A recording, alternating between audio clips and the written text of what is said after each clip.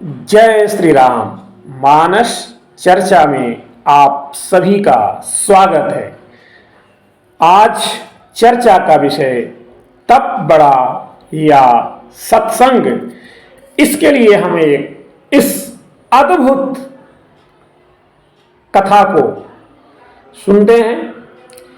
एक बार मुनि विश्वामित्र और ब्रह्मर्षि वशिष्ठ, इन दोनों में वाद विवाद शुरू हो गया। वाद विवाद का विषय ही था तप और सत्संग। दोनों तप और सत्संग में कौन बड़ा है, इस पर चर्चा करते करते एक एक तरफ हो गए। विश्वामित्र जी तपस्या की तरफ हो गए और गुरु वशिष्ठ सत्संग की तरफ।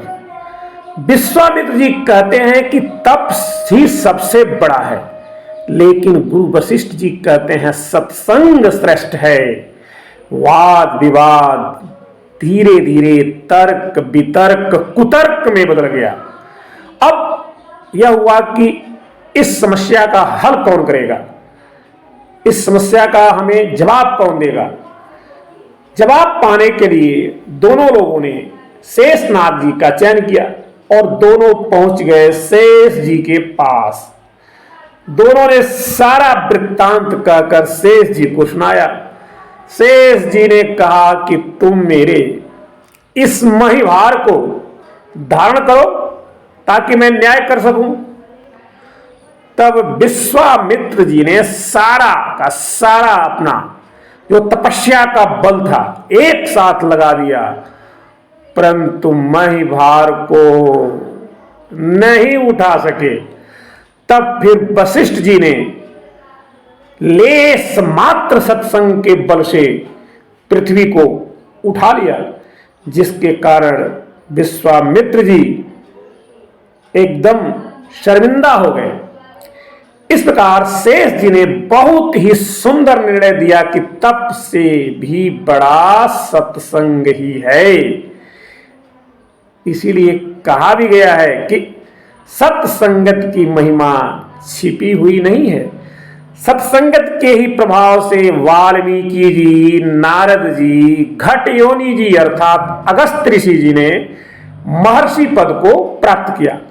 सत्संगति का ऐसा प्रभाव है कि दुष्ट आदमी भी सज्जन और विद्वान बन जाते हैं।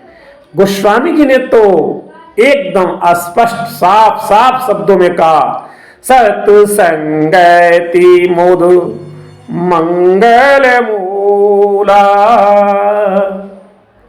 सोई फल सिद्धि सब साधन फूला, सुनी आचरज करय जन कोई, सत्संगति महिमा नहीं गोई।